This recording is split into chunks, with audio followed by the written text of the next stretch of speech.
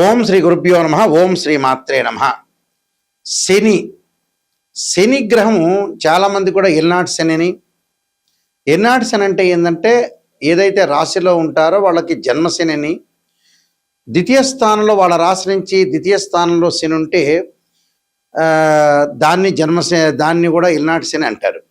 అంటే ఏదైనా రాశిలో వాళ్ళ రాశిలో జన్మంలో ఉన్న, ద్వితీయంలో ఉన్న, వ్యయస్థానమైన 12వ స్థానంలో ఉంటే దాన్ని ఎల్నాటి శని అంటారు.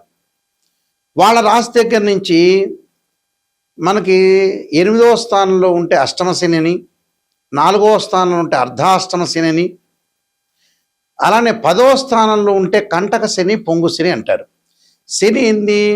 పనులలో కొంత ఆలస్యం జరగటం, ఆయు ప్రమాణం తగ్గటం, ఆరోగ్యపరంగా ఇబ్బందులు, చికాకులు, కోపాలు, ఏ పనులు జరగకుండా ఉండటం, దగ్గరికి వచ్చినట్టు వచ్చి పనులు, అవమానాలు, అనుమానాలు, గొడవలు, తగాదాలు, ధన నష్టము, ఆరోగ్యపరంగా ఇబ్బందులు, అంటే ఇలాంటివన్నీ కూడా చాలా డబ్బు పరంగా మోసపోవటం, ఇలాంటివన్నీ కూడా శని ద్వారా జరుగుతుంటుంది.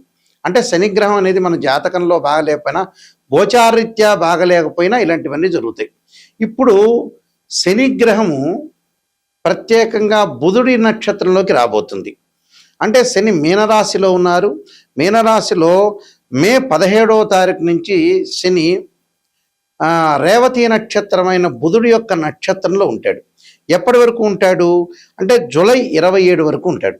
అంటే మే 15 నుంచి జూలై 27 వరకు శని రేవతి నక్షత్రమైన బుధుడి నక్షత్రంలో ఉండటం వల్ల ద్వాదశ రాశుల వాళ్ళకి ఎలాంటి ఫలితాలు జరగబోతున్నాయి అంటే, శని బుధుడు మిత్రులు. అంటే ఒకళ్ళు శనిగ్రహానికి బుధుడు మిత్రుడు అయితే బుధుడికి శని సముడు అవుతాడు. అంటే టోటల్గా ఇద్దరు కూడా మిత్రగ్రహాలే అని అర్థం. ఈ మిత్రగ్రహాల్లో శని మీనరాశి అయిన గురువు యొక్క రాశిలో ఉండటం, బుధుడు యొక్క నక్షత్రంలో ఉండటం వల్ల ఎలాంటి ఫలితాలు జరగబోతున్నాయి ఒకసారి తెలుసుకుందాం. ఇవన్నీ కూడా గోచారరీత్యా చెప్పబడే ఫలితాలు. కుంభరాశి వారికి ద్వితీయ స్థానంలో శని యొక్క సంచారం, ఆ శని రేవతి నక్షత్రం బుధుని యొక్క నక్షత్రంలో ఉండటం వల్ల ఏ విధంగా ఉండబోతుంది? వృత్తి ఉద్యోగ వ్యాపార రంగాలు అనుకూలంగా ఉంటుంది. ధనధాన్య వృద్ధి కలిగే అవకాశం ఉంటుంది. అలానే కొద్దిగా ఏదైతే వృత్తి వ్యాపారాలు అనుకూలంగా ఉన్నా ఈ చిన్న చిన్న డిస్ప్యూట్స్ వచ్చే అవకాశం ఉంటుంది. అంటే భాగస్వామ్య వ్యాపారంలో కానీ, వృత్తి ఎంప్లాయ్మెంట్ పరంగా పై ఆఫీసర్ల ద్వారా కానీ కొన్ని చిక్కులు, వివాదాలు జరిగే అవకాశాలు ఎక్కువ ఉంటాయి. ప్రతి విషయంలో కూడా కొంత కఠోరంగా ఉండటం, ప్రతి పని కూడా ఒకటి కంటే ఎక్కువ సార్లు చేయటం, చేసిన పని మళ్ళీ రిపీట్గా చేయటం, సందిగ్ధ స్థితి, కాలయాపన, టైం వేస్ట్ జరిగే అవకాశాలు ఎక్కువ ఉంటాయి. బంధుమిత్రులతో కలహాలు, మిత్రులతో కొంత ఆవేశము, అలానే అవినీతి, విరోధ భావాలు, మధ్యవర్తిత్వం వల్ల కూడా కొన్ని ప్రాబ్లమ్స్ రావటం, పనులలో కొంత విసుగు చెందే అవకాశాలు, వైరాలు, దూర ప్రాంతాలకు ప్రయాణాలు చేయటం, బంధుమిత్రులతోటి కూడా కొన్ని గొడవలు వచ్చే అవకాశాలు ఎక్కువ ఉంటాయి. అంటే వృధా సంచారం జరిగే అవకాశం ఎక్కువ ఉంటుంది. అంటే వ్యాపార పరంగా కొంత నూతన పెట్టుబడులు పెడితే కూడా వ్యాపార పరంగా కొద్దిగా అనుకూలంగా ఉన్న పార్ట్నర్షిప్ వాళ్ళతో గొడవలు జరిగే అవకాశాలు ఎక్కువ ఉంటాయి. గృహ ఉపకరణ వస్తువులు కొనుగోలు చేయటం, బంగాళ ఆభరణాలు కొనుగోలు చేస్తారు, వాహనాలు కూడా కొనుగోలు చేసే అవకాశాలు ఎక్కువ ఉంటాయి. అంటే అధిక లాభాలు పట్టడమే కాకుండా అనేక విషయాల్లో కొంత ఆరోగ్యపరంగా ఉండే విషయాల్లో కొంత శ్రద్ధ వహించాలి. ఆరోగ్యపరంగా కొన్ని ఇబ్బందులు కలుగుతాయి. అంటే అనవసరమైన ఇబ్బందులు రాకుండా అనవసరమైన ప్రయత్నాల విషయంలో కూడా కొంత జాగ్రత్తగా ఉండి ముందుకు వెళ్ళాలి. అంటే దీర్ఘకాలిక వ్యాధులు రాకూడదు. దీర్ఘకాలిక వ్యాధులు వచ్చిన వాళ్ళు కూడా కొంత జాగ్రత్తగా ఉండాలి. శుభ కార్యక్రమాలు జరుగుతాయి. శుభ కార్యక్రమాల్లో ముందుకెళ్తారు. ఫైనాన్షియల్ పరంగా డెవలప్మెంట్ చెందే అవకాశం, విదేశాలకు వెళ్ళే అవకాశాలు కూడా బాగా ఎక్కువ ఉంటాయి. స్త్రీలకి గతంలో ఏవైతే ఆగిపోయినాయో ఎడ్యుకేషన్ పరంగా కానీ, తర్వాత వ్యాపార పరంగా కానీ, ఉద్యోగ పరంగా అవన్నీ కూడా మళ్ళీ స్టార్ట్ చేసే అవకాశాలు ఎక్కువ ఉంటాయి. విదేశాల్లో కూడా కొన్ని పెట్టుబడులు పెడతారు. ప్రణాళికాబద్ధంగా రూపొందించుకుని ముందుకెళ్తారు. నేను కొన్ని పరిహారాలు చెబుతున్నా, ఆ పరిహారాలు పాటించి ముందుకు వెళ్ళండి. మంచి జరిగే అవకాశాలు ఖచ్చితంగా ఉంటాయి. శని యొక్క దోషం ఉన్న వాళ్ళు ఖచ్చితంగా ఎల్నాటి శని కానీ జన్మశనిలో ఉంటే ఏం చేయాలి? గోచారరీత్యా ఎవరికైనా సరే ప్రజెంట్ మీనరాశి వాళ్ళకి జన్మంలో శని ఉన్నాడు. ఒకవేళ వారి యొక్క జాతకంలో శని బాగలేకపోయినా, ఆ లగ్నం నుంచి శని మహర్దశ జరుగుతున్నా, శని అంతర్దశలు జరుగుతున్నా, విదిశ జరుగుతున్నా, ప్రాణదశ సూక్ష్మదశ జరుగుతున్నా, శని బాగలేకపోయినా వారి జాతకంలో కేవలం నాట్ ఓన్లీ ట్రాన్సిట్ సిస్టమ్ అంటే బర్త్ చార్ట్లో కూడా బాగలేకపోతే, అంటే బర్త్ చార్ట్లో బాగలేకపోయినా, గోచారరీత్యా బాగలేకపోయినా శని యొక్క దోషానికి పరిహారం చేసుకోవాలి. ఆ పరిహారాలు ఎలాంటి పరిహారాలు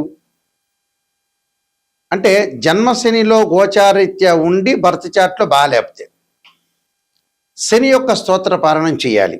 దక్షిణాకాళి యొక్క స్తోత్ర పారణాన్ని శనివారం చేయటం, నీలాంజన సమాభాసం రవిపుత్రేమాగ్రజం ఛాయామార్తాండ సంభూతం తం నమామి శనైశ్చరం అనే మంత్రం చక్కగా చదువుకోవాలి. నువ్వుల దానము, నల్లని వస్త్రాన్ని దానం చేయాలి. నల్లని మేకు, నల్లని వస్తువులు ఏదైతే సరే, నల్లని చెప్పులు, గొడుగు దానం చేయటం మంచిది. అలానే ఇక్కడ జాతకపరంగా ఇప్పుడు మేషరాశి వాళ్ళు ఉన్నారు. మేషరాశి వాళ్ళకి ఏ విధంగా ఉండబోతుంది అంటే, మేషరాశిలో జన్మించిన వాళ్ళు కానీ, ద్వాదశ రాశుల్లో జన్మించిన వాళ్ళు కానీ, మేషరాశి వాళ్ళకి ఎలా ఉంటుంది? 12వ స్థానంలో శని ఉన్నాడు ఇప్పుడు ప్రజెంట్. 12వ స్థానంలో శని ఉంటే ఎలాంటి పరిహారం చేసుకోవాలి అంటే, వాళ్ళు తప్పకుండా నల్లని ద్రాక్షారసంతో శనికి అభిషేకం చేయాలి. నీలాంజన సమాభాసం రవిపుత్రేమాగ్రజం ఛాయామార్తాండ సంభూతం తం నమామి శనైశ్చరమని నల్లని ద్రాక్షారసంతో అభిషేకం చేయాలి. చేయటం వల్ల శని యొక్క దోషం పోతుంది. అలానే కుంభరాశి వాళ్ళకి ద్వితీయ స్థానంలో శని ఉన్నాడు. కుంభరాశి వాళ్ళకి ద్వితీయ స్థానంలో శని ఉంటే ఏం చేయాలి అంటే, శని జపం చేయటం, శనీశ్వరుడు యొక్క తిలలతో హోమం చేయాలి. హోమం చేయటం వల్ల కుటుంబ పరంగా ఉండే కలహాలు ఇలాంటివన్నీ తొలగిపోతాయి. ఆరోగ్యపరంగా ఇబ్బందులు తొలగిపోతాయి. అంటే కుంభము, మీనము, మేషరాశి వాళ్ళు ఇలాంటివి చేయాలని అర్థం. అలానే మిగతా రాశుల పరిస్థితి ఏంటి? మిగతా రాశుల వాళ్ళు ఎలాంటి ఫలితాన్ని చేయాలి అని అంటే, ఇక్కడ అష్టమ స్థానాన్ని తీసుకుందాం. సింహరాశి వారికి ఏ విధంగా ఉండబోతుంది? సింహరాశి వాళ్ళకి అష్టమ స్థానం శని.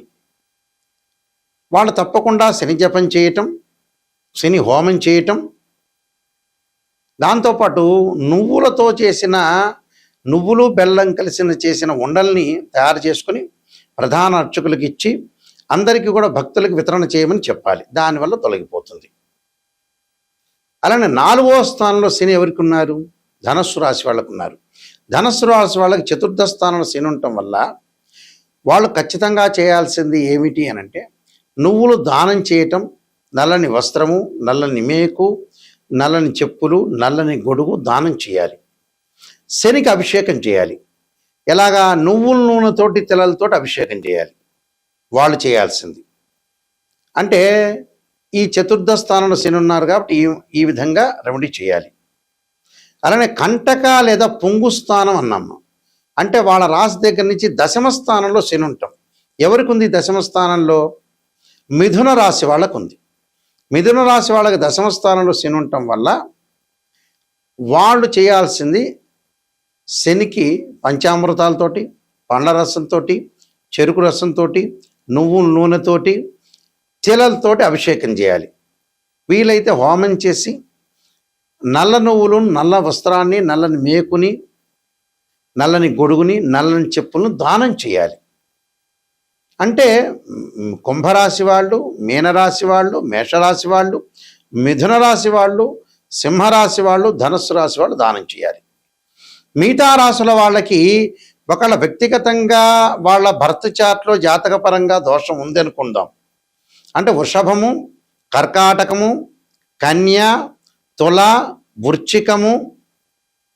వృశ్చికం తర్వాత వీళ్ళకి మకరము, ఈ రాశుల వాళ్ళు తప్పకుండా శని గోచారరీత్యా కాకపోయినా, వాళ్ళ దోషం లేకపోయినా, బర్త్ చార్ట్లో శని మహర్దశ కలిసి రాకపోయినా, శని అంతర్దశలు, విదిశలు, సూక్ష్మదశలు, ప్రాణదశలు ఉన్నా ఈ రాశి వాళ్ళు తప్పకుండా ఆరోగ్యపరంగా ఇబ్బందులు లేకుండా చూసుకోవాలి. శని జపము, శని హోమము, నల్లని ద్రాక్షారసంతో అభిషేకము, నువ్వులతోటి, తిలలతోటి అభిషేకము, అలానే నువ్వులతో చేసిన ఉండలు, బెల్లం కలిపిన ఉండలు తయారు చేసుకుని ప్రధాన అర్చకులకు ఇచ్చి వితరణ చేయమని చెప్పాలి. అలానే ప్రతిరోజు కూడా శనివారం రోజున నీలాంజన సమాభాసం వైపుత్ర్యమాగ్రజం ఛాయామార్తాండ సంభూతం తమ నమామి శనైశ్వర మంత్రంతో పాటు శనికి అధిదేవతల ప్రత్యదేవత అంతరిక్ష దేవత దక్షిణకాళి స్తోత్రాన్ని పారాయణం చేయాలి. అంటే ఆ పారాయణం చేయటం వల్ల మనకి మంచి జరిగే అవకాశాలు ఎక్కువ ఉంటాయి. అలానే ఆరోగ్యపరంగా ఇబ్బందులు కలుగుతున్న వాళ్ళు శరీరే జర్జరీభూతే వ్యాధిగ్రస్తే కళేబరి ఔషధం జాహ్నవీతోయం వైద్యో నారాయణ హరి మంత్రాన్ని చక్కగా చదువుకోవాలి. ఈ నియమాలు ఇవి పాటించండి. శనివారం రోజున ఉపవాసం చేయండి. వెంకటేశ్వర స్వామిని ఆరాధన చేయండి. వెంకటేశ్వర స్వామిని బియ్య పిండితో 2 దీపాలు పెట్టి చక్కగా ఆవు నెయ్యి వేయండి. ఆవు నెయ్యి వేసి 2 ఒత్తులు వేసి దీపారాధన చేయండి. దీపారాధన చేయటం వల్ల మనకు మంచి జరిగే అవకాశాలు ఉంటాయి. నేను కాలసర్పయోగము, కాలసర్పయోగ చంద్రిక, రాహుకేతులు, ఛాయాగ్రహాలు, బృహత్ పరిహార సింధు, జాతక చంద్రిక, వివాహ మార్తాండము, స్వప్నశాస్త్ర ఫలదీపిక, పుత్ర గణపతి వ్రతము, సర్వదేవతా గోత్రులు పార్ట్ 1, పార్ట్ 2, అలానే నవగ్రహ దోషాలు పోవడానికి దశమహావిద్యల అమ్మవారి యొక్క పారణము, ప్రొడక్షన్ ఆఫ్ ఆస్ట్రాలజీ, ఇలాంటి నెంబర్ ఆఫ్ ఆస్ట్రాలజీ బుక్స్ రాశాను. ఇవన్నీ కూడా రాజమండ్రి మోహన్ పబ్లికేషన్ దొరుకుతాయి, మా దగ్గర కూడా దొరుకుతాయి. జీవితంలో ఎప్పుడైనా సరే జాతకం తెలుసుకునేటప్పుడు నెగిటివ్ని ఫస్ట్ తెలుసుకోవాలి. నెగిటివ్ని తెలుసుకున్న తర్వాత నెగిటివ్ని మనం పాజిటివ్ చేసుకోవటం ఎలా అనేది ఆలోచన చేసి మనం ముందుకెళ్ళాలి. ఊరికే జాతకం చూపించుకున్నాం, ఏదో మమ్మల్ని పొగిడారా లేదా, మమ్మల్ని బ్రహ్మాండంగా అద్భుతంగా ఈ ఆస్ట్రాలజర్ పొగిడారని ఆలోచన చేయొద్దండి. నెగిటివ్ను తెలుసుకోవాలి. ఫస్ట్ మీలో పొగిడేది అవసరం లేదు. మీరు బాగున్నారంటే బాగున్నారే, కానీ మీ లోపం ఎక్కడుంది, లోపం ఎక్కడ జరుగుతుంది, ఆ లోపాన్ని మనం ఎలా సవరణ చేయాలి, ఏ దశలో బాగుంటుంది, ఏ దశలో అంతర్దశలో బాగుండబోతుందా, అసలు లైఫ్ లాంగ్ బాగుండకపోతుందా అనే దాన్ని బట్టే జాతకం అనేది ఉంటుంది. నెగిటివ్ను మనం తెలుసుకుంటే పాజిటివ్ అవుతుంది. అలానే ఇక్కడ కేవలం రాశిచక్రమే కాదు, సంతానం కలగట్లేదు అంటే ఒక మనిషికి రాశిచక్రాన్ని చూడాలి, భావచక్రాన్ని చూడాలి, సప్తమాంశ చక్రాన్ని చూడాలి. ఒక వృత్తిపరంగా ఇబ్బందులు కలుగుతుంది అని అంటే రాశిచక్రం చూడాలి, దశమాంశ చక్రం చూడాలి, భావచక్రం చూడాలి, దశలు అంతర్దశలు. ఒక అమ్మాయికి కానీ అబ్బాయికి కానీ వివాహం జరగలేదంటే రాశిచక్రము, నవాంశము, భావచక్రం, అలానే మనకి దశలో అంతర్దశ, ఇవన్నీ కూడా డివిజనబుల్ చార్ట్స్ అంటారు. మ్యాథమెటికల్ క్యాలిక్యులేషన్ వేసి డివిజనబుల్ చార్ట్స్లో మనం చూడాలి. అలానే ద్వాదశ భావాలను అనాలిసిస్ చేయాలి. తనుభావానికి రవేధిపతి, ద్వితీయ భావానికి గురువు, తృతీయ భావానికి కుజుడు, చతుర్థ భావానికి చంద్రుడు, పంచమ భావానికి గురువు, సోదర భావానికి కుజుడు, అలానే ఇక్కడ ఏదైతే సప్తమ భావానికి శుక్రుడు, ఇలాంటి ద్వాదశ భావాలు అంటే ద్వాదశ భావాధిపతులు వేరు, రాస్యాధిపతులు వేరు, ఆ గడిలో ఉన్న గ్రహము వేరు. భావాధిపతి అంటే ఎప్పుడైనా సరే ఓనర్ అని అర్థం. రాస్యాధిపతి అంటే బిల్డరు, బిల్డింగ్ కట్టించినవాడు. అలానే ఆ గ్రహం దానిలో ఉందంటే రెంటుగా ఆ వ్యక్తి ఆ గ్రహం ఉన్నట్టు అర్థం. అంటే రెంట్ అంటే ఆ గ్రహం మారిపోతూ ఉంటుంది గోచారరీత్యా. కాబట్టి ఏదైనా బర్త్ చార్ట్కి ట్రాన్సిట్ సిస్టానికి 2 తేడాలు ఉంటాయి. ట్రాన్సిట్ సిస్టమ్ ఎప్పుడు కూడా 20% జాగ్రత్తలు, సూచనలు, ఈ నెలలో ఎలా జారుతుండాలి, ఎప్పుడు ఎలా జారుతుండాలి, సూచనలు, గోచారం.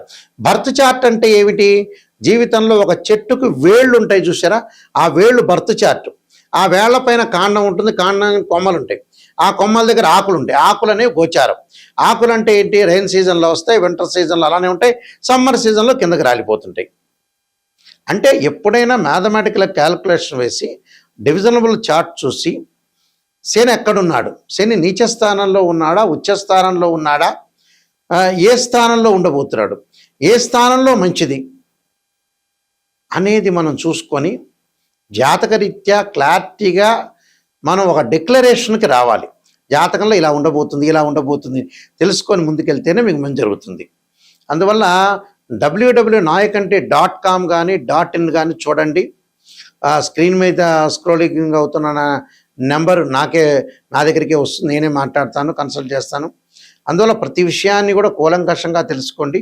నిజంగా తెలుసుకోవాల్సిన వాళ్ళు నెగిటివ్ తెలుసుకోవాలి, తెలుసుకుంటేనే మీకు మంచి జరిగే అవకాశం ఉంది. ఎవరైనా సరే నాకు ఫోన్ చేసేవాళ్ళు డాక్టర్ నాయకంటి మల్లికార్జున శర్మ ద్వారా బాగుపడాలి, నెగిటివ్ కూడా నేను తెలుసుకోవాలి, నిజాన్ని తెలుసుకోవాలి, సత్యాన్ని తెలుసుకోవాల్సిన వ్యక్తులు మాత్రమే నాకు ఫోన్ చేయండి. నా ద్వారా బాగుపడే వ్యక్తులు మాత్రమే నాకు ఫోన్ చేయండి దయచేసి. బాగుపడద్దు పొగడండి అంటే వేరే జ్యోతిష్యుని సంప్రదించుకోండి. అదే క్లారిటీ నేను చెప్పేది మీకు. అందువల్ల జాతకాన్ని క్లియర్గా తెలుసుకుంటేనే మీకు మంచిది. లేకపోతే ఊరికే మీ టైం వేస్ట్, మీరు అడగటము వేస్ట్ అవుతుంది. అందువల్ల ఖచ్చితంగా ఇలాంటివన్నీ తెలుసుకోండి. ఒక అవగాహనకి రావాలి. ప్రజలైనా కూడా ఒక అవగాహనకి రావాలి. నిజాన్ని తెలుసుకోవడం చాలా మంచిది. నిజం అనేది నిప్పు లాంటిది. మీ అందరికీ కూడా పరమేశ్వరుడు యొక్క కరుణాకటాక్షం ఉండాలని ఆశిస్తూ సర్వే జనా సుఖినో భవంతు.